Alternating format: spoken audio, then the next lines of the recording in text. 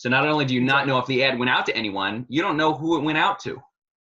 Exactly. You are advertising to men and women age 0 to 100. Right. People who are alive may have heard your ad. You're listening to the Manaverse Podcast with your host, Tom Traplin, and this is session number 76.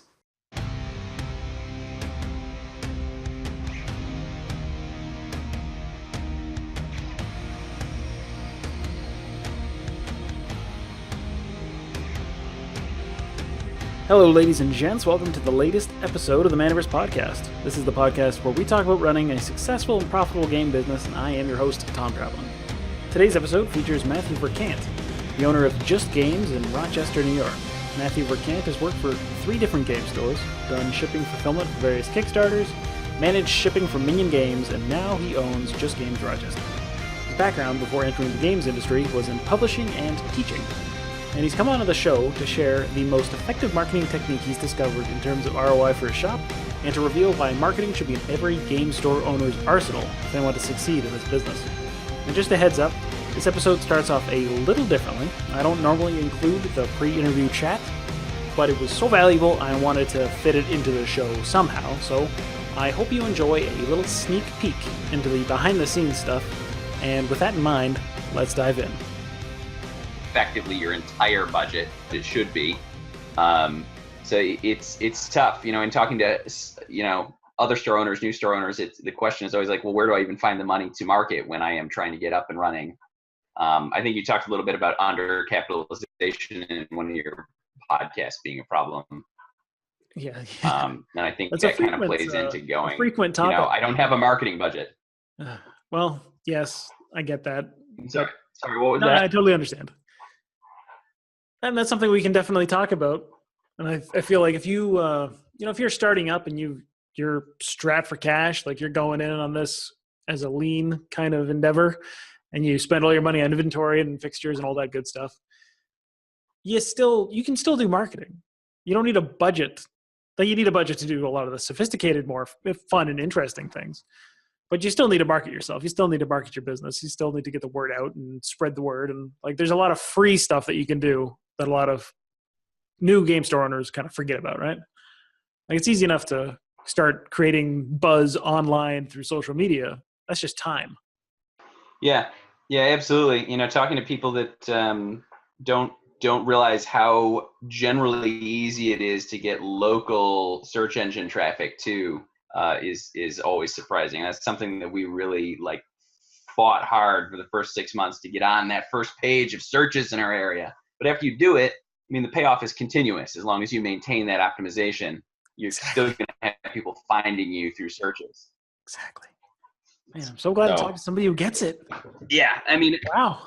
Yeah, it's great to hear that on podcasts though, because a lot of times, people talk about budgeting for all kinds of things, and marketing's this little, 2, 3, 4% down in the budget maybe, but no one ever seems to really discuss very much like how do you go from I have a little money that I should spend on marketing to I've spent it effectively and I can measure how many conversions, how many customers did I get because of that? What did it cost me per customer? Exactly. And that's the tricky part. That's the tricky part. I'm sorry, go ahead. No, I was just going to say, the traditional version of marketing is usually like you said, the radio ad or something like that. For game stores, they what do? I go on the radio because that's the traditional way you broadcast your message. But it's one of those ways that you could drop a large sum of money, comparatively speaking, and have no idea what happened, right? Like you may or may not see an uptick in customers. A lot of game stores aren't really tracking anything quantitatively, so you don't really know. And then you never know if the radio ad did it or if they just randomly found you anyways. Like that, you need to be able to measure the effectiveness, and most traditional marketing doesn't have that. One of the things that I've struggled with too is that, you'll have people who bring you an ad package and say, this is what an ad buy looks like. This is how many customers see it. And you say, oh, well, what kind of customers see it? Are these young people, old people? And a lot of times they don't have demographic information whatsoever. So not only do you not know if the ad went out to anyone, you don't know who it went out to. Exactly. You are advertising to men and women age 0 to 100. Right. People who are alive may have heard your ad. Yes, very useful. Very useful. It's not like we have a very defined niche market or anything like that, right? So Yeah, I mean the internet's been a very, very useful marketing tool, I think, and I'm just really starting to scratch the surface of understanding what you can do with those tools. There are stores out there that are doing very robust things with, Facebook marketing or Instagram. I saw a place that was talking about displays being Instagrammable. Mm-hmm. Everything that you put out there should be able to be a photograph. Every end cap in your store should be an Instagram post. I thought, man, that's really clever. We have so many pretty unique things in this industry. I got to get on that. But That's true. one more thing to Especially put on like the list. miniatures and stuff like that, right? Like the modeling, the paint, the Mhm. whole experience of that really lends itself to a visual medium like Instagram and Pinterest and that kind of thing, right? So Yeah, absolutely. totally makes Even sense. just properly merchandised end cap. I mean, you're talking about like, Yeah. the big budget places. They will have, pictures of their merchandised end caps because they look good and they make me want to purchase things there. It's funny how that happens, isn't it? We're kind of getting ahead of ourselves here. We didn't even do an intro or anything like that. We're just diving right in. Yeah, sorry. I saw your record light went on and I was like, well, we're already midstream on that chit chat. Yeah, that's fine. We'll put this whole thing together. Let's just jump into the conversation. Introduce you to the listeners, and we'll talk about your story and how you got into this whole thing. So, who are you? Who are we talking to? Well, I'm Matthew Vercant. I own Just Games Rochester in Rochester, New York, currently. Currently in New York, or currently owning, or? Currently, that's what I own. I was previously a partner in Game Universe, which was located in Milwaukee, Wisconsin. There are still 2 Game Universe locations out there. Doing quite well last time I checked. One of them has changed names, I believe. The location is still there, but the Menominee Falls location is now under a different ownership completely. Okay. Yeah, I was actually doing some research, and I was accidentally doing some research, and I found Game Universe, and then it listed in one of the blog posts that you were actually one of the you were the general manager for 5 years, and you helped them build up the store. Yeah, I mean, I kind of came on right at this sort of 2009 financial crisis. So it was sort of a whirlwind tour of here are all the things that could go wrong, followed by how to rebuild it. Great time to start a business. Yeah, it's a great time to have, a general manager position where you're not the one taking all the risk, but you get a lot of learning. I was very, very lucky. Yeah, it seems like a good way to dip your toes in the industry. Yeah, absolutely. Sorry, did you always intend to open a store later on, or is that just kind of something that evolved naturally? I worked there for a little bit before that. I want to say like a year and a half. I was teaching English in one of the universities out there, and my wife was working for Veterans Affairs, and I kind of worked, part-time, filling hours at the existing Game Universe location. And I was having a pretty good time with it, and it came time to expand. And the owner, James Matthew, said, "Hey, I'm looking for somebody who can really step in and do a lot more full-time work. You've kind of talked about maybe opening a store. What if you do some of the general management stuff for a while, and then I either sell you a store, or we open you another one somewhere, or you go somewhere else and open another store." And it turned out to be the last option. But it was a pretty good, I think, pretty good partnership for quite a while. Yeah, you were there for 5 years. It was a pretty good time. It's a pretty good length of time to get to know somebody, get to know the business. Yeah, I mean, I was there for a couple years as a part-time person and 5 years as a general manager, and then we moved back this way after that. So it was a good block. There's just some mixed feelings about this whole industry in general. So I wanted to ask you a question. It's been said that if you're smart enough to run a successful game store, you can make a lot more money starting another business. So why did you choose the games industry? Like, why not retail, luxury watches or something like that? Well, I don't like luxury watches as much as I like games, for one thing. Fair enough. I mean, it comes down to I've been a gamer most, if not all, of my life in some capacity. I know the product well. There are things about the culture that I would like to see be different, and being in a game store ownership position is a great way to combine all of those things. And make a living doing it. I'm not trying to get rich on the game industry, but comfortably middle class is a good goal, and I think that's pretty achievable right now. With a tabletop game store. Go deeper. Why do you think it's achievable? A lot of people think it's a challenge. Well, don't get me wrong. It absolutely is a challenge. But, when I started off this is sort of the perspective where I started from. When I was working part-time in 2009, it was an achievement for a lot of stores to be doing, $150,000 a year. And the owner would have a part-time helper, and that was an amazing game store. Mm-hmm. And I think now we have a lot more cultural exposure. The internet's come a long way in terms of showing gaming as something that's kind of cool and kind of fun, and not this sort of weird thing you do in the basement with a couple cases of Dr. Pepper and a dusty manual. That's brought a lot of people to the door. And I think being in a position where you have a nice space for them to try games out in, to be introduced to the hobby, gives you just an easier access, certainly, to a much broader, deeper base of customers. And that, when I say it's achievable, I mean, I think, roughly $12,000 to $15,000 a month is a pretty rough gross for a store to try to stay afloat on. And I think you have more people available to, buoy that up, get some employees in, give a better quality of community outreach and in-store events. And I just think all of that together puts you in a position where if you can really get all the pieces in place and you can find an opening in the market and you can set yourself up to really provide a service that wasn't there before you opened, you can hit those goals. There, you need the capital in the first place, and you need the ability to do the work and the knowledge to do it. It's not easy work, but it doesn't feel to me like a titanic task, which it definitely was in 2009. Fair enough. And that makes a lot of sense. I think that it sounds like you've positioned your business in a sense to capture the mainstream gamer, or turn mainstream people who maybe not think of D&D as the first thing that comes into their mind when they think of games. They think of Monopoly or something like that. And you've made that, you made your store accessible to them, not just the hardcore, regular miniature wargamers or the Magic players and that kind of thing. Yeah, I mean, I love our miniatures players and our Magic players. They're a fantastic part of our community. The fact of the matter is, though, that we're between a grocery store and a video game store for a reason. We really wanted to be in a place where anybody who walked through could be like, oh, hey, what's this about? And come in and get a taste of it. And it would just, yes, we would have those regular gamers, people who've been in it for their whole lives and love the hobby. But we'd also have a chance to really introduce lots of people to the hobby for the first time. Oh, I see. So it's kind of like a gateway drug.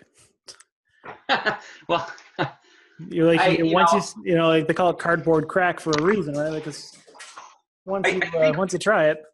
Yeah, and I think for us, a lot of the focus is just when I opened in Rochester, there are a couple established stores in the region, but not a lot of options. And it's tough for one or two stores to really cast a wide enough net to create new gamers, to get people into the hobby. And like you mentioned, it's a very niche hobby that we're trying to cultivate. So, everybody trying to create new gamers and get people into it and show people what's cool about it in one market is beneficial to everyone. So rather than just coming in and being like, yeah, I think I'll just get some of these customers that are disenfranchised and make a store out of them, I really wanted to be in a position where we were contributing to the ecosystem and the community. I hope that that's what we've been doing. I think there's some serious network effects with game stores. And this is kind of one of the goals that I've always kind of had with this podcast in general, is that I feel like if we raise the bar across the industry, just game stores in general, get better at finding new customers and serving them more appropriately and giving them the experience that they're kind of looking for, that everyone sort of benefits from that general growth, right? Like, as gaming becomes more mainstream, and it's not like you said, it's not nerds in the basement with a case of Dr. Pepper, right? Like, when it's something that the families, like, when a mom can come in and shop for her kids, and she knows what she's talking about. She knows she wants the new D&D expansion, the new D&D book, rule book, or whatever the case may be. It makes the ecosystem stronger. It makes everyone has a better opportunity to run a business that can actually provide that middle class income. Yeah, and I think one of the things that we were kind of poking around at earlier, I think it was in one of your podcasts you mentioned doing, community outreach kind of things, like going into schools and going into community centers. And it's a tough thing to do. It's expensive. It costs staff hours, but I think it's one of the most effective things that we've done in the years that we've been where we are now. We have a great relationship with a lot of the libraries in the area, a lot of community centers, look to us for their programming. We have some schools that do direct educational purchasing with us and rely on us to come in and kind of teach them, teach the teachers or teach the kids directly, how a particular game is played, or work it into lesson plans with the teachers. And I think that's a really, really cool thing, that it doesn't just make sales, but it builds a level of trust with local businesses. If that game store is pretty cool and all the kids and family members can go to it, then hey, maybe we can check out the other game stores in the area too. So, and I have no illusions that we're going to like somehow capture a customer forever and they'll never shop anywhere else. But my hope is that if they stop shopping with us, they at least go and, shop with some of the other stores in our region, so that, it's still someone in the local economy and the local game store economy participating in that community. Absolutely. Now, this may be a redundant or somewhat rhetorical question, but what is Just Games known for? What's your specialty? Is it just games? Well, we do have just a couple of them. There's a few things Literally that we two. do. Yeah, I mean, there's a few things that we do that are a little different. In your initial message to me, you asked a little bit about board game rentals. That's sort of a key element. A lot of stores do board game demos and kind of show you the product when you come in. It's one of the sort of key selling points a lot of stores use with their board game section. Yep. A lot of them are starting to do a really awesome job with it too. It's certainly something we can improve on. But one of the things that we do is that you do this demo, you have this game, you probably have a well-trained staff on it. What do you do with the demo copy or copies when it's no longer on your demo tables? And for us, the answer was we roll it over into this rental library where customers who have a membership, which is free, can come into the store and borrow for a period of 4 days. And it's usually a pretty nominal fee, $5 or $10. Any of these games that we have, and take them home and actually play a whole game night with that game with their family. And what we found is that people end up purchasing more games that way, because it's not just, oh, I saw this demo when I was in the store and it was pretty cool and I liked it, and then they get it home and their whole family hates it. They already know that they have a winner. And if they're going to play it again and again and again, the sort of nominal additional fee, they're already convinced of the value, right? Well, we played this 4 hours last weekend and we can't wait to play it the next time. So spending $30, $40 on this game is not very much.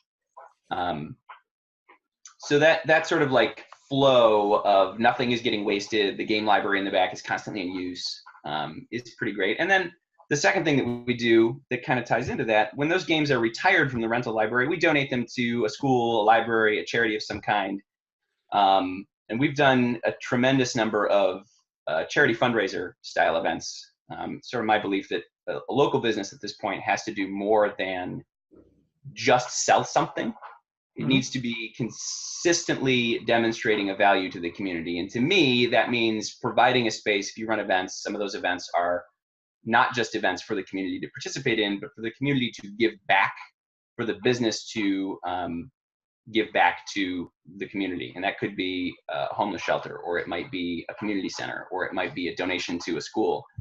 It might be volunteering. We've done a lot of different things, but in 2017, I think, I've forgotten what the exact number is, but we, in-kind and cash donations, the staff and events generated over $10,000 for local charities and organizations. And we're pretty proud of that. And I think a lot of people appreciate that we sort of take that move within the community. That's fantastic. So you take the community role very seriously. It's not just the gaming community, it's the community at large. Yeah, and I think that's partly because a lot of our, you mentioned, we seem like a store that wants to get sort of the general population in. Well, part of the responsibility of that is being able to demonstrate to the general population that you're doing something other than selling them a game and they take it home and they're done. A lot of people don't want to participate in board game night at the store. They want to play with their friends. Well, what gets them excited? Well, it might be something that's, an organization in the community that they believe very strongly in, that we run a game-a-thon or an extra life tournament, or we did a charity commander tournament for Magic. There's a lot of variety to what we do with it, but it really engages people and demonstrates that, we're not just here to sell you stuff. I mean, obviously we have to do that to stay alive, but we also want to make sure that we are part of what's going on, in Penfield, where we're located, and in the Rochester metro. For sure. So it's not the only value that you provide. It's not just the transaction. Right. We hope we're pretty good at that, but we'd like to be doing a little bit more. Fair enough. So before we dive into the marketing, which is something I definitely want to talk about a little bit more than we already have, I wanted to also ask about your membership program and the Magic Mentors that you've got listed on your site. Both those things stood out to me as something interesting that I haven't seen a lot of game store owners attempt. Okay. So where did the first one? Where did the membership program come from? Well, what about the membership program? I mean, I'm sort of under the impression that a lot of stores do some sort of rewards program. So what about the membership specifically can I kind of talk about? What let's say, what kind of impact have you seen? When did you introduce it? Did it originally look like it does now? Was it always the same basic system? And have you noticed, have you tracked the results? Do you notice an uptick in sales for members and that kind of thing?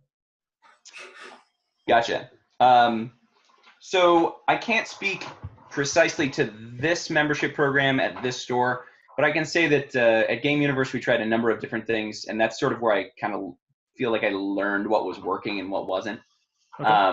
I mean, we did things like flat discounts or discounts for every $100 spent. And what we were finding was that people did appreciate, if you spend $100, you get $10 off or $5 off or whatever it was. But it wasn't actually generating an increase in product flow or sales or cash flow. It was just people would spend what they spent. When they got a discount, they'd use it. Yeah. One of the things that this program is intended to do, and I looked around at a lot of stores, probably a dozen stores membership programs to sort of develop this point system. And the idea here is that basically the longer you hold on to your points, the better their value becomes. And that does two things. Obviously, it engages customers for a longer period of time. If there's somebody who really likes to game the system, we are literally encouraging them to game the system. Very fitting. Yeah, hang on to those points a little longer. You get a better discount. If you use them for event entries or board game rentals, you're getting a great value. It's typically around 10 or 20% off, those sort of service fee oriented things when you spend your points. And that in turn, if they're spending that way, it's bringing them back into the store for one more thing that we're doing. So that's been very, very effective at generating, traffic and generating appreciation. But the cool thing about it is, let's say you have a customer who's just really built up a ton of points and they've got a $50, $60, $100 discount. When they come in and spend that, they're probably getting that item for free. Mm-hmm. And the feel good on both the part of the staff to be able to go, hey, thanks for being a great customer. I'm empowered to give you this, this free $100 box of miniatures or really cool board game or this new commander deck that you wanted for free or a booster box. It's awesome. The staff really seem to enjoy doing it. And obviously customers really enjoy getting free things.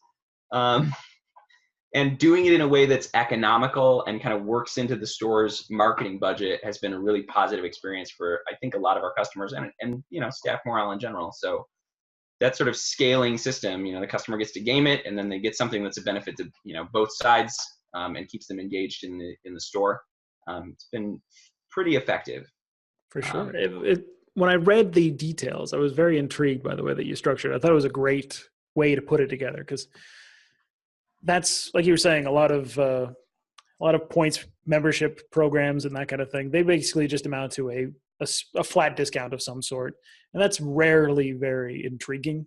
It doesn't engender loyalty and a lot of people don't really care that much. Like you said, they'll take the discount when they get it, but otherwise that may not affect their decision-making. They may not go out of their way to spend money or time with you over somebody else, if that's all it is. But so assuming everything is currently up to date, the thing that struck me the most was your requirement for your Vanguard tier. Sure, the idea that someone who is a community participant, right? Someone who Yeah. is um, teaching games to other people, or doing a Magic mentorship, or running a kind of game master role at an RPG table, or even just organizing. We've had people come in and go like, all right, I want to get 3 RPG tables together because we all want to run kind of the same like mini epic for D&D. Those are all great examples, and one of the things that comes up a lot in that position are people in the store, but also school organizers, people who volunteer their time. Not a lot of them take advantage of it, but there's a handful which have this Vanguard membership basically because they're out in the community doing awesome things for gaming, and we want to do something to recognize those contributions. Fair enough. Do you find a lot of people rise to the occasion? Like they say, I want this I want to be the Vanguard. I want to get up here, and I want to take advantage of this membership program, and that inspires them to then become a game master, or bring a friend, like you said in the description, to create and build on that community. Does that happen at all? Yeah, I would say so. For a more engaged gamer, the game master thing is kind of like a perk. But we've had a few people that come in and are very specifically interested in that, and have come in just to ask staff about that. Okay, I saw this Vanguard thing. That seems really, really cool. How do I do that? And we say, well, what kind of games are you into right now? What are you really passionate about? What do you want to be playing tonight? Is a great question, because if it's something they already want to do, well, I really like Zombicide, or I'm really into that new Star Wars Legion board game or miniatures game. It kind of gives us an opportunity to say, oh, hey, well, I think we have some people in here on Thursdays who are super into it, but also super new. You could come by and kind of teach them that game. And so it gives them an opportunity to, kind of do what they were going to do anyway, but in a way that is structured into the store's membership program, so that they get that sort of, point bump, which really, to be honest with you, Tom, it's not like people make really any fortune off of it, but it's a great way for us to recognize them. And some people have been Vanguards, they keep that membership active for, I think there's one guy that's been doing it for 2.5 years. Dedication. So yeah, I mean, he's very involved. And there's a couple people that have had upwards of 2 years as well. And they're super involved people. They love gaming. They're there all the time. They play a lot of games. Yeah, fantastic. It just seems to me like a really great win-win solution, right? You get somebody who comes in and organizes some sort of an event, or just kind of brings their friends and encourages the gaming that ends up encouraging sales in the end. But then the Vanguard member, gets this ownership of this mini community almost that they get to create. And yeah, I just love the whole thing. I like it's a nice twist, rather than just a flat discount, like you're saying. It's a nice addition that really makes it unique, which is why I wanted to talk about it. I thought it was really interesting. Yeah, it was sort of, I hear a lot of people say, well, what you want to do is find an alpha gamer and get them into your community. And my question was, well, what do you do in a community where you don't have an alpha gamer? How do you produce someone who is exhibiting those kinds of signs? And so we were kind of trying to come up with an institutional way that staff could literally create or encourage the positive behaviors of the quote alpha gamer within the store community. And I think it's been fairly successful. There's a couple things I would tweak about it. To be honest with you, tracking it through a point of sale system is a logistics nightmare. Nobody's point of sale software or inventory management is set up to really manage customers that way. Yes, I could see that being difficult. So yeah, I've looked at a lot of software, and nothing really has quite what I want in it. So there's some kludgy workarounds in place now, and I would love to get some software that did the heavy lifting for us. But at this point, at our size, we are managing. But I can imagine 10 years from now where this will be a real problem. So we're working on that. Well, I'll talk to Nate Peterson, the guy who created Ion Retail. I'll see if he can produce something. Yeah, man, if Nate gets something as flexible as that point system and with kind of Vanguard capabilities in there, I will drop my QuickBooks point of sale and jump on Ion in a heartbeat. Yeah, I've been pretty impressed with what he's got going on. And the fact that he's constantly adding to it. a weird combination skill set to be a competent, capable programmer while also running a retail game store. But it seems to Yeah. work out really well for Nate. So Yeah, he's juggling a lot though, and I do not have that skill set, and looking at the outside in, I can go, wow, it sure seems like that's a lot for him to be doing. So he's doing an amazing job though. Yeah, that's what I think too. So this is a good lead into the whole Magic Mentor thing. So you were talking about creating like an alpha gamer. Did the mentor program come out of this membership, or was there something? Was there another reason behind it? Well, the Magic mentorship is something that I actually owe specifically. I believe the store that I borrowed heavily from was Board Game Barrister in Milwaukee. They had this program a few years ago. I don't know if they still do it, and it was sort of similar to what we're doing there. And one of the things that I saw about that I really, really loved, and I thought, man, I need to kind of tweak and borrow and build this into our existing programming, was that it kind of takes the Magic player who's really passionate. They're there early. They really want to teach people their hobby. They're excited to explain the rules to new players, especially kids. We have a lot of kids. We're close to, a couple school districts that, the kids come in after school, want to play some Magic. It's often not something the staff can spend the whole day teaching them. Yep. So encouraging a community that has a person in it that we can go, hey, this person's super cool. They're kind of hanging out here anyway. This is their name. Have a seat. Let's teach you some Magic together. And then, that person can kind of guide them in that first tournament experience or whatever. It's been pretty helpful, I think, in terms of building the kind of community we want to see in the store, which is very open, very welcoming to new people. Mm-hmm. Especially very excited, middle schoolers. Very excited. Well, it sounded like a really good way to develop newer players, which is always one of the challenges with Magic.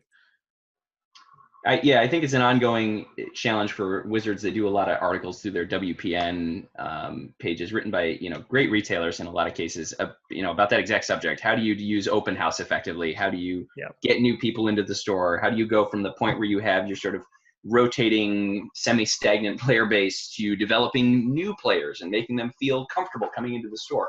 And it's ongoing. It's a continual challenge.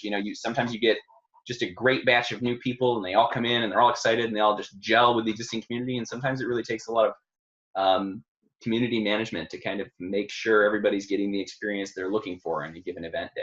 Community management. That's a good way to put it.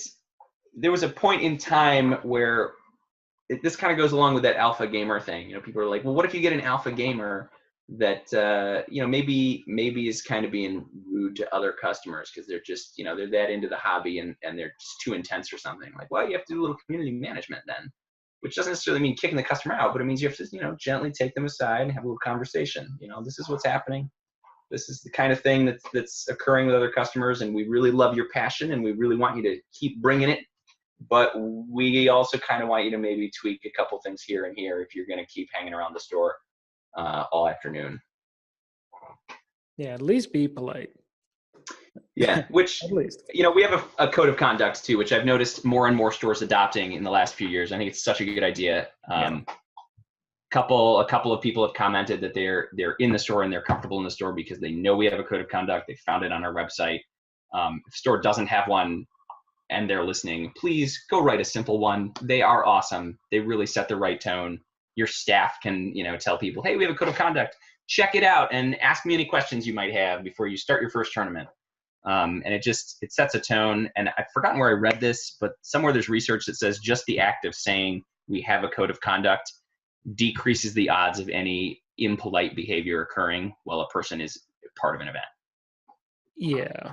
It's definitely like a very minimum baseline that you should.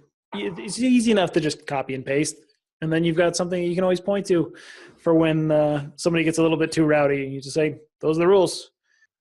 Like language is always a big one. We've got adults that are swearing and parents don't want to leave their kids there. Well, there's a lot of stores out there that will just be like family store and their players know what that means. And everybody calms down and brings it back to a third grade appropriate level. Exactly. Yeah. Hopefully, you wouldn't really expect these kinds of people to go into McDonald's and just start swearing up a storm, you're like, yeah, maybe you don't act like that in a professional in business environment, you know? It's a tough challenge, right? Like part of what we're doing in a game store is trying to make people feel as comfortable or close to as comfortable as they would feel hanging out and gaming at home. But at the same time, sometimes there needs to be a little bit of a reminder or a barrier of, you know, it's kind of a public space too. Yeah, well, a lot of times, maybe for some of those people who are gaming at home, you know, they're also gaming with a beer or something like that, which is not exactly the same environment. So there's a little, like a slight difference. You know, you have to be a little bit more conscious of where you are. Let's talk about marketing. Got into it before. Yes. Let's talk about what Just Games does. What do you do for marketing for Just Games? Somewhere I have a very long academic marketing plan written down. I'm not going to read it to you. Don't worry. They're thrilling. They are. Everyone should go read 7 or 8 of them just for fun. Yeah.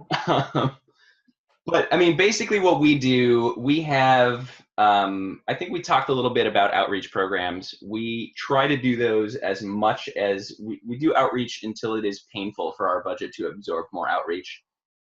Because it's just getting someone who's really super excited about a game, who's an employee, who knows it well, out into a school or a library or a group of people at a community center and teaching them a game in a Just Games t-shirt or with a Just Games, you know, event pass or something to give people afterwards, come try this thing at the store. It's the most effective marketing that we do. Probably the conversion rate is between 10 and 20% of the people that we see that way become regulars at the store. And I can't think of anything that effective.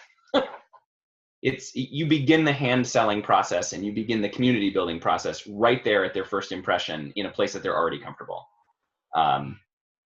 So that's really awesome. That's sort of our hands-on approach. We don't do, the only thing I'll say that we don't do, and we kind of avoid this on purpose, we don't actually take any product to sell to those events. We're not there as salespeople. We're not trying to get you to spend money with us. We want you to get a sense of the community, and then later the sales will appear if you decide to participate. Interesting. So how do you go about and contact? How do you find people that you want to reach out to do your outreach? How do you select? The vast majority of, and when I say community centers, I mean like your local town rec center, parks and rec. They often are looking for people to do programming. Libraries, the last few years, libraries have been huge into having a month, if not more than a month, that is themed around gaming. That might be D&D, it might be board games. It varies. It might be video games. You know, every library and their tech capacity is different. So, you know, what I tried to do and have tried to do several times and done pretty successfully is go to youth librarian meetings in a region and say, hey, you know, this is what we do. This is kind of the programming we can offer. If there's something that fits your schedule, please, you know, contact me. Here are some of the games that we play, and we play some games, and it's fun. Youth librarians tend to really like games. Most people tend to really like games, I think. And universal, actually. Yeah, so we do that, and that gives us an in there, and schools are a little bit tougher. They really don't want you selling things to kids for, you know, obvious reasons. Of course. So a lot of times what we try to do there is support specific programming nights. A couple of schools have had us in for like big 100-person kind of assemblies, like come in and show off some games and come in and teach a few things. And we are also going to have some students who are dungeon mastering that night and some students teaching a board game that night. So we kind of roll into their scheduling and kind of show them parents what we have to offer and chit chat with people and teach kids some new promo games. I recall like when Legion was new, for example, we ran some demos in one of the local middle schools, and like 20 middle school Star Wars fans learned Legion. So, I mean, that kind of thing is a lot of fun. You'd also asked about, you know, the other parts of the marketing. We do Google Ads, obviously. I think a lot of places do, and Facebook are really, really big. Those are kind of the places where we spend a good chunk of actual cash dollars as opposed to staff time dollars. A lot of that is trying to direct people from a Facebook page that is very general. Hey, we sell Just Games. We have a lot of games here. Into a Facebook group that is more focused. We really want you to check out our miniatures group so that we can talk about miniatures there, and you can share painting tips there.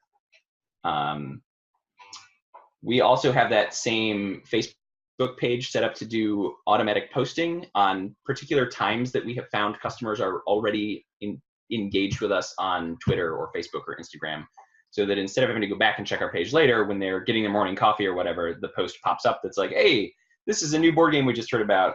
It's called Holding On, and you should read about it. So trying to reduce the friction on the customer experience so that if there's something cool and new, it's pretty much there when they're looking for it. It's a solid tip. How do you find the times that your audience is reading your posts on average? How do you find the best time? So I would love there to be a better version than this, but my method was to blow a lot of months posting at all times of the day and then record how people responded to them. That's one way of doing it. Yeah, there may be a less brute forcey way of finding out what your market is doing, but I could not at the time think of one, so that's the one I used. All right, so it's the shotgun method. Just see where the outline is. That works. Right. So for the, how long have you been doing the Google PPC? I want to say roughly a year. I used it off and on a little before that. We also did some advertising through Gamerati, which does banner ads on gamer-specific sites, which was not as effective as I would have liked, but that was partly because my advertising was not as good as it should have been. So that's something I might return to. That's always the trouble, right? You never know. Yeah. Like, it didn't work. Is it because the words were wrong? Is it because the color was wrong? Is it because the shape of the banner was wrong? Like, the positioning, like, so many variables. Yeah, and I'm very quick to say, like, it was probably my judgment call that was wrong, because I feel like ultimately, even if that wasn't the case, I need to come up with something that's going to work anyway. So it's better to just start off and say, yep, that one was mine. I'm going to fix it going forward. Google Ads were just a way for us to really bolster that search engine optimization a little bit more. We're fairly well ranked locally if you're searching for, Rochester Game Store or whatever. There's a few out there, and we're usually on the first page for searches, which is great. But especially around the holidays where somebody's really looking for a specific gift, we know we've got 30 copies of a hot game and we want you to find it. We are going to make sure that's in our search terms. So do you mean by updating your Google Ads, or do you mean by updating the meta description in your homepage or something like that? Both, actually. So there's probably half of the meta description that is being indexed by Google is not actually visible on our public webpage. Yep. It's out there. You can link to it. So if you're in the area and you're searching for something, you will find the webpage, but it's going to be a page that just links you into our core pages as opposed to being publicly visible. So we can alter those seasonally and to make sure that if there's a game like Gloomhaven and everyone's looking for it, and somehow, I don't think anyone got this many Gloomhaven, somehow we have 30 Gloomhaven just lying around that no one wanted. We can make sure that that's both available organically on a page. Hey, we have Gloomhaven this holiday season in Rochester, and we try to make it sound less wooden than that, but you get the idea. And then we also run some advertising at the same time. If you're looking for Gloomhaven and stores in Rochester, we're hoping you're going to see our ad. So you advertise for specific products or the store in general? Like, it Both. Seems like you're hitting, like, this is the number one thing for the next couple of weeks. Let's make it happen. So we always have something running for the store in general. There's always a general ad out there. But then when there's something that we are really pushing specifically, we will run a separate ad set that is specific to this is the thing that we want people to find this week. It's funny. I don't think I've ever talked to a game store owner yet who has mentioned SEO as a strategy. Like, the gaming industry is so analog, right? It's all about the face-to-face experience and all that. You just a lot of them just kind of forget about the internet as it is. And it's tough in an industry that has a couple web developers doing content management systems for years, Crystal Commerce was doing a lot of web design, and it was designed on a similar meta description. And if you don't know how to go in and tweak that meta description, it's the same as everybody else's. Yeah. So that's not to say it's a bad thing. Their tools were actually fairly robust. But if you, as the owner or the web developer, I don't know that a lot of stores have a web developer full-time or anything, but someone who's wearing that hat at the time, went in and didn't know how to change that description, your website was basically not functioning to draw people into your store, which is, you see people getting a little savvier about that now, but it does still seem to be something that a lot of stores aren't even engaged with. Yeah, no. I mean, I've found some, I won't say where, but I have found some lorem ipsum blocks in existing game stores, and I hope that I cleared all of them out of my own website now that I've said that out loud. But it's tough because sometimes you can't find where, if you're not familiar with the management system, it's hard to find where that filler text is even hiding, and it's not helpful. It's really not helping you. Yeah. Mixed feelings on that. Like, I feel like as a business owner, you should have, I want to say, a rudimentary understanding of how your website works and just how search works, and like just very basic stuff. I don't say you don't have to be able to code JavaScript, but you should know where, you should be able to add plugins and publish a post and move some page elements around and things like that. You should know how it works because it's really important. And you'd be surprised at how much of a difference it can make to your business when you stand out more. Like can't remember the exact ratios, but if you are the number one search result in Google, you're getting something like 80% of the traffic for that particular keyword. And then number two is like 12. And then number three is like 4. And then it's just like, it goes down from there to basically 0. Yep. So like, if you're not in the top 3, you might as well almost not exist. Yeah. And it's interesting because I see, so one of the things that I did when I was setting up this store, and when I've set up, websites for other game industry projects in the past, is try to search, especially for local things. Go to someone else's local market. Go somewhere in California and start searching for stores, by general terms, and see which store is coming up over and over and over again, and then go to their website and examine what they're doing. Yep. What do they have that is making them show up all the time? And a lot of times they're the oldest store in the area, right? So that gives them a big advantage. Yeah. It's Google tough to does overcome. Google loves history, loves it. It's really tough to beat that. But you can do a pretty good job at coming up second, like you said, very consistently. And I've seen some stores doing an awesome job at doing that, especially in really crowded markets. That's so important. Mm-hmm. There's a couple people writing blogs now about super crowded game store markets where there's like 30 or 40 stores in a metro area, and SEO is critical. Can you imagine going from like 10th place to 1st, and what kind of jump that store might see in search traffic over a year? Yes. And then it's hard to quantify, but how much, like, generally speaking, it would be really interesting to know how many people turn from website visitors into in-person customers, right? But there's definitely a relationship there. Yeah, I mean, absolutely. And Google has started to get to your business. That's a pretty good indicator of people that were serious enough to figure out where you were relative to their house. It's not perfect. We try to have our staff ask when it's not super slammed in there, like, oh, cool, it's your first time here. How did you find us? Probably half of the time the answer is, I found you on Google. If it's literally half, that's a fantastic ratio. That really shows how valuable it is to be the one that they find. It does. Yeah, it does seem to be a lot. And half, I don't actually have data in front of me for that because so much of it is anecdotal from staff meetings.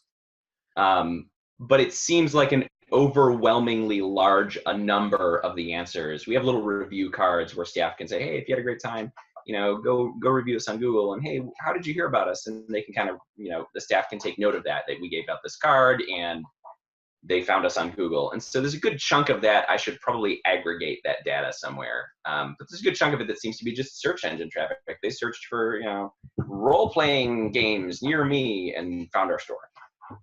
And that's immensely valuable. So no, it's not a question. I noticed you do content as well, right? Somebody writes for your blog on a relatively consistent basis. Yes. In fact, I think all of that is me, so you can blame me for the typos and the incorrect dates where they may appear. So you write literally every post that's published? I don't know if it's quite literally every post. I think some of them include manufacturer, we would have called it flap crap in the book industry, but it's the descriptions, the sort of raw description of the game off of their website will get worked into it somewhere. So no, I am not writing that. Some of them are written by anonymous writers at Fantasy Flight. Oh, okay. Wizards of the Coast. Written with air quotes. Yes, sure. I'm not sure who exactly is responsible, but it's not me. I am borrowing it for the sake of selling their product. But yeah, so everything else, the actual posts are put together by me. Do you have a strategy as to what you talk about in your blog? Or is it just new products going up? We try to hit a mix of things, and sometimes this is hard to do because you hit gluts, like right after Gen Con, where there'll be like 8 posts in a row that are all talking about new product pre-orders, because that's all anyone is asking about anyway. But a lot of times the strategy on what we post is dictated by what our customers are asking us about. If we've had 3 people ask, have you heard about this weird like Key Forge game that's coming out? Can you tell me more about it? We do the post for 2 reasons. One, if people are asking us, they're probably searching for it. If they're searching for it and there's already a post on our website, there's a good chance that they're going to find it from us before they find it from a big box store, a competing local store, an internet discounter, wherever, right? We want them to come to us for information. So we try to get the information out as fast as we can get it. Often that means that product posts are put up with like, we don't really know when this product will be here. It's going to be the end of the year, Q4 kinds of dates at first. Yeah. But it does let customers and gamers get a sense of the game. And the other thing that does is let us train our staff faster. If there's something that goes out in an email and our staff see it, they know what we're going to be focusing on for the next week or so that when people come in and go, hey, I saw that newsletter. Hey, I saw that post. Hey, I saw that ad about Keyforge. They at least have a rudimentary knowledge, even if they walked in the door and saw that email 10 minutes before they started their shift. They have something they can refer to that's sort of collated. Here's any deals we have on it. Here's the pricing. We do a lot about store events. We occasionally post things that are community interests driven, like changes to Adventurers League or updates to Magic rules. I would say I don't do as much of that as I would like to, and probably because those posts are much more time intensive. Yeah, for sure. And blogging is one of those things that's infinite, essentially. You could make millions of posts and you could still benefit from making more. So it's a never ending content mill, if that's what you're running on. But each one's an asset, right?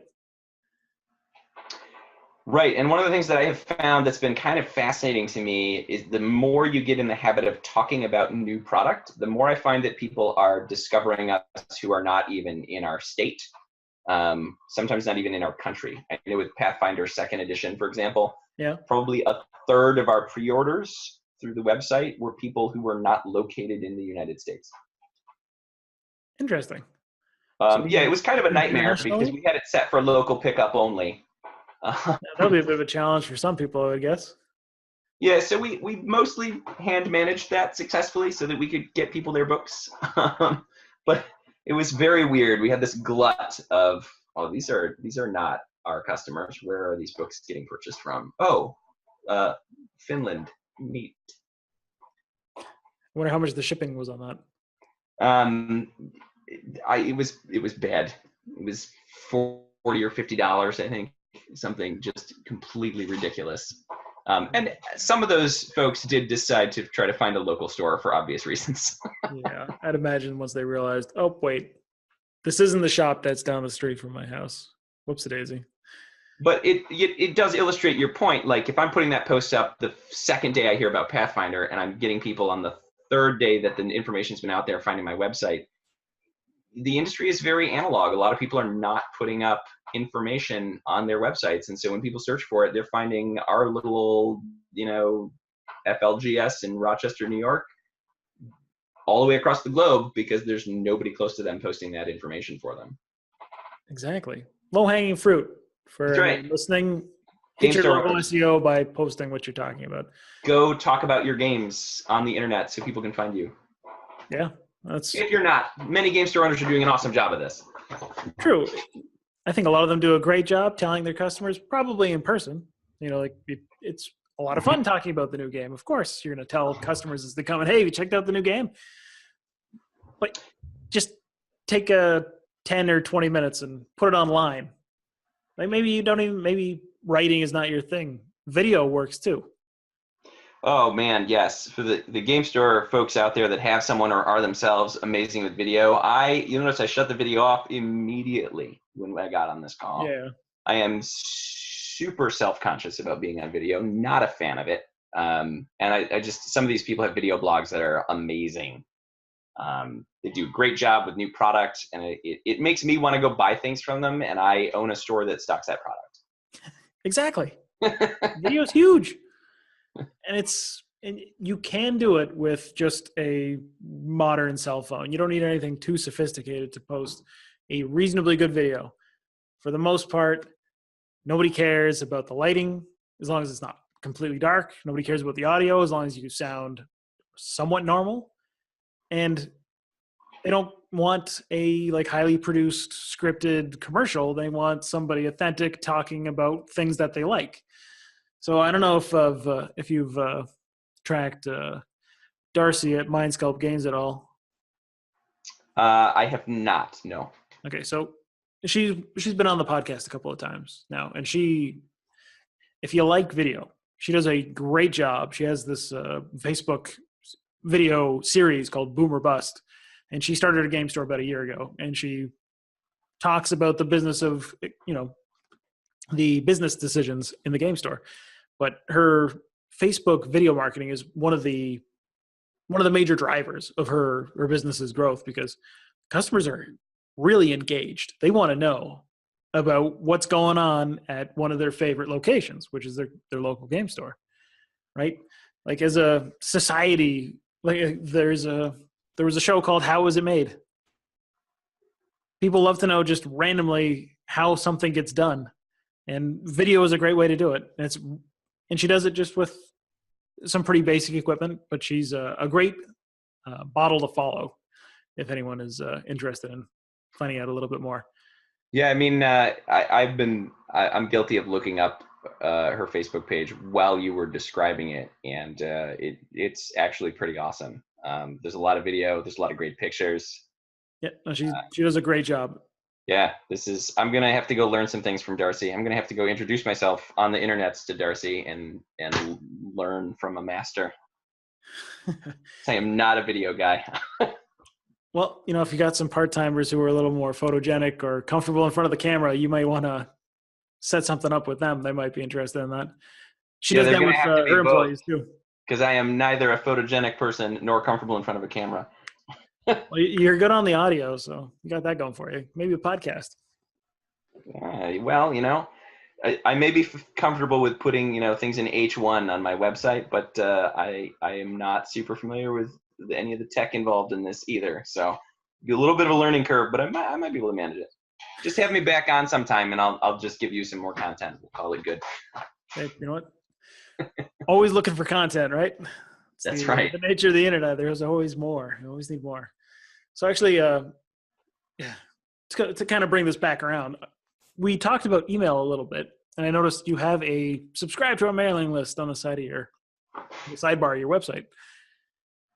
What kind of conversion do you get on that? And also, how do you use email for your business? Like, what do you do with it?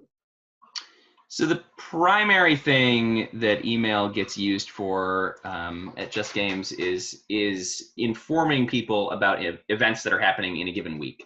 So if it's a Tuesday newsletter, then we're going to be covering all the things that happen basically that weekend, or anything special that's a deviation from the weekly event. So International Talk Like a Pirate Day falls on a Wednesday.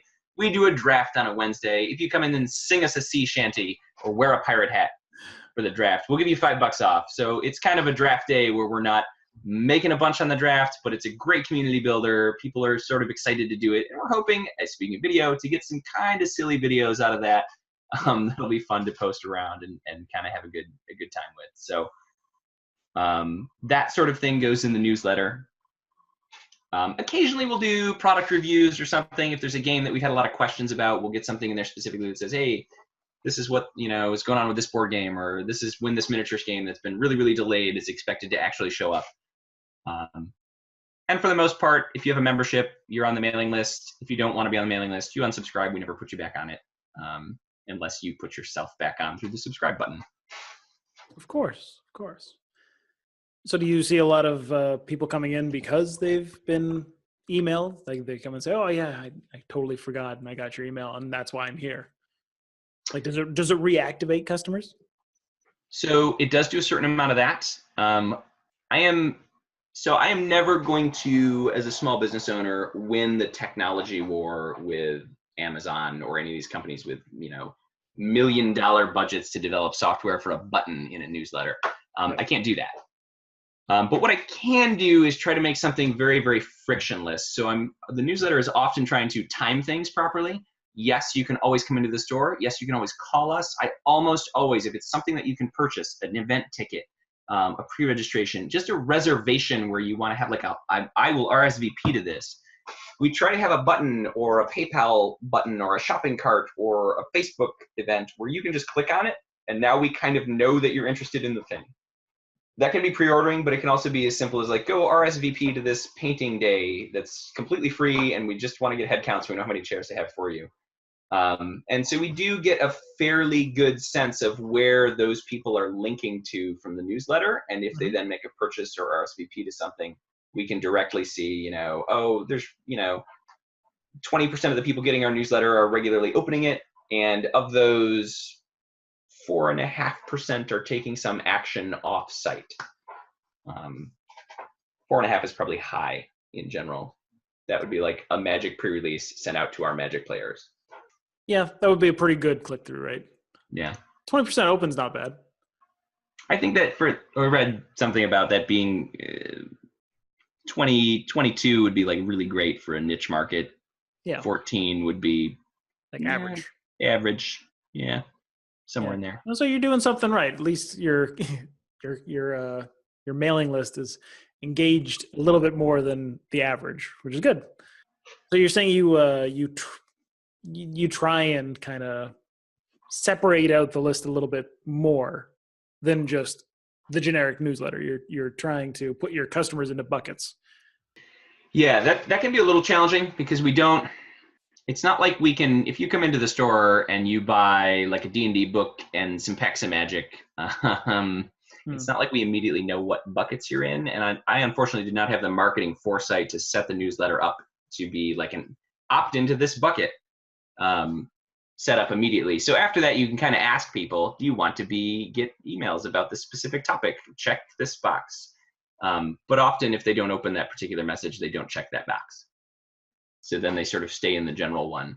But there's also ways, we're using MailChimp, and they give you some ways to break things out based on what particular emails people responded to. So if you send one that's just about Magic, you can take the people who opened that and click through on it and move them into an interest group. Yep. Which is pretty useful. It's not a perfect system because I found a lot of times more gamers play like 2 or 3 genres of thing. Like, I play miniatures games, but I also play board games and Star Wars Destiny.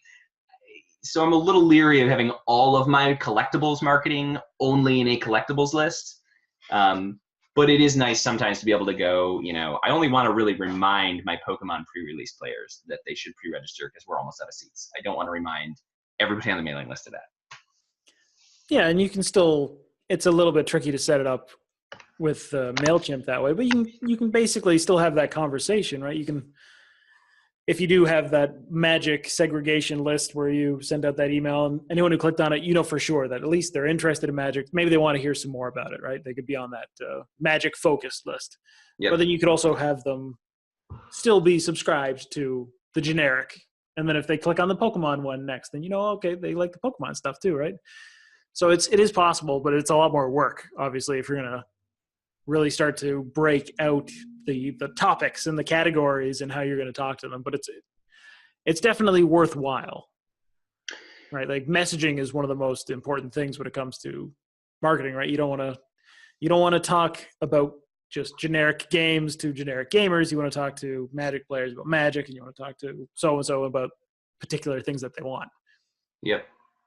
And we, one of the ways that we do that in a little bit more focused manner, we have, we do a lot of special orders and pre-orders and reservations for new games. And I really try to generate a critical mass. If it's a game that's going to have like Monster Apocalypse or Legion, it's going to have some organized play with it. I want to have a critical mass of interested people that I can email initially after that game comes out and go, hey, you folks seem like you're super into this game. And I'm confident that they're into the game and I'm not irritating them because they just bought it. You'd hope they'd be into it if they just spent Right. money on it. If you would like to play more of that game, we will have this event on this particular day. And so that gives us sort of an interested core of people. It's like if you had some pre-orders, it's an automatic cheat to put those people into one email list. Yep, it might only be 16 people or even 8 people. But if they're all really passionate about that game and they all attend, then you're going to have a really great event, even if they're the only 8 or 16 players there. And if you get another, 8 or 16 people beyond them, it's going to be amazing because you're going to have half the crowd that's gung-ho and half the crowd that's a little curious getting the best demo experience of their life. Do you capture the your customer's email at your point of sale? Typically, yes. I mean, you did notice that sign up on the website. We get 1 to 3 signups a day probably through the website at this point. And probably half of those are local. Nothing wrong with that, but that's still pretty good. Yeah, so that's not bad. But then at the point of sale, when we're collecting that membership, we get a little bit more information when you open a membership. It's free. We ask you for your name, your email, your zip code. If you want things mailed to you, if you want to have like a shipping account, I live an hour away. Well, we can ship to you. You just need to give us your address. And so we can do that right there too. And you can set those memberships to be, distance shipping accounts where you can aren't quite the sophisticated from our register because people who are running the register aren't doing the shipping. Yeah. So we could theoretically set it up to ship, but we don't. If you have a store that has many terminals and they're all linked, that would be an awesome function for you to use, I suppose, but that is not my store. Gotcha. I'm just curious as to how much you focus on it, right? Because a lot of stores don't bother with email at all. That's just, they don't have the time, they don't have the expertise. It's not even an afterthought. I focus on it. It's part of the strategy. I should have mentioned it in marketing earlier. There are people who they are not on Facebook. They do not come into the store every week. They do not check our calendar on the website. They do read their email. So there's a subsection of customers there that if I don't send an email, will not know what's going on and therefore probably not participate. So, if that's only 4 or 5%, which I think is roughly what it is, the no social media people, but they check their email. That's worth it to send an email. Certainly those customers are getting a better experience and we are re-engaging. Yeah. Exactly. All right. You ready for some quick hits questions? Quick hits. Let's do it. Okay. We'll see how quick they actually are. Okay. So what is the biggest mistake you've made with your business? Probably not having a larger space right out of the gate. It's very tough to move a store. It's very tough to expand. And the biggest weakness that we have now is that we can't really serve miniatures gamers as well as I would like, or in the volume that they would like to participate. And that is a real pain point for us now. So I wish I'd just given us maybe another 1,000 square feet for the first few years to get us a little bit better position to help those people participate in the community. Well, now you know what your next step is, though. You got something to work towards. Okay. Yeah, so it's good to have goals. Exactly. What is the biggest success you've had? What's the win? We are making a middle-class income doing something that we love right now. That's huge. But as far as the companies, I mean, there's a whole book about that from Gary Ray that came out 5 months ago. My sense of time is wrong. It's an awesome book. Go read it if you haven't. Friendly local game store. Yep, there's a plug. Very well titled. Yep. It's a great book, and it talks about that concept, and I'm managing to make a living doing it, so I'm very pleased with that. But I think the amount of contribution we've been able to make to charities is something that I'm super, super proud of. I love being employed doing something that I like, but being able to actually participate in the community for me personally and give something back to it that isn't just, my business paid its taxes on time. Yes, that's important. Yeah. I really like it when I can do that, and so does New York State. But being able to, help some charities out, get some more visibility to places like homeless shelters or schools that, believe it or not, your local school probably has a gaming club in some of their grades, and a lot of kids don't know they exist. Being able to give some visibility to that I'm really, really proud of the work we've done there. Can't say that enough. Do you have a favorite customer experience story? So I really like to be at the counter. This is probably one of my weaknesses as a store owner. I would rather be talking to customers and interacting with people than doing bookwork and strategic planning. I don't think you're alone in that. I think it's a lot of people. You probably don't get into running a local business and then hate people. It's probably pretty unusual. Not. Yeah. But I have a couple, but I would say one of the ones from this particular store's launch very, very early on in the period of the store where I was, my wife and I were pretty much running operations on our own. I think we might have had one part-timer we were working on training. There were a couple of high schoolers who came in who were like, whoa, what's all this about? They were very much not tabletop gamers. Okay. And I was like, oh, well, we do games without electronics. And they're like, well, that's cool. What's that like? So I was like, well, let's check out this Magic game. And so I sat them down and gave them a couple of welcome decks, and we went through, some of the stuff, taught them some of the basics. And these guys just became the biggest, attendees and champions of the store. They were there for every Magic event. They were super pumped about it. And it was like sort of this moment where you see, when I used to teach, the lights sort of will go on for a student. They get a concept, and it was like they came into the store and they're like, what's all this stuff? And then by the time they left, they're like, this is what we're gonna do now. This is awesome. And holy cow. This is awesome. Yeah. And just generating that excitement and having people who then went on and had literally years of enjoyment from that one little 20 minute interaction. That's it. I've had quite a few interactions similar to that, but that one stands out. It was early in the store's history, and the level of excitement that they brought after that was super gratifying. That's a good answer, because I'm sure there are a lot of people who are pretty jaded about a lot of their customers at this point. And it's nice to know that there's those ones that really make you happy, that kind of remind you why you did the whole thing. Yeah, it's tough. Customer service it's a tough gig. You're always trying to, make people happy, and sometimes they're not, and that can be the thing that negativity bias can be overwhelming. So for sure. Yeah. It's a great question. Okay. So what are some tools you use during the day that you couldn't live without? For example, Twitter, Facebook, Evernote. Facebook's totally essential. Absolutely couldn't survive without that.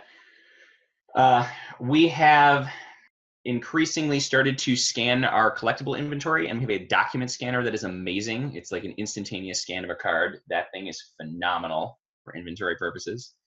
Cool. And we have one of those awesome little gel pads. I don't know if you've ever stood on one of these things, but I've had some foot surgery already, and standing on a gel pad when you are standing behind the counter or doing a little sorting or a little inventory work, it's awesome. I would not make it through the week without that.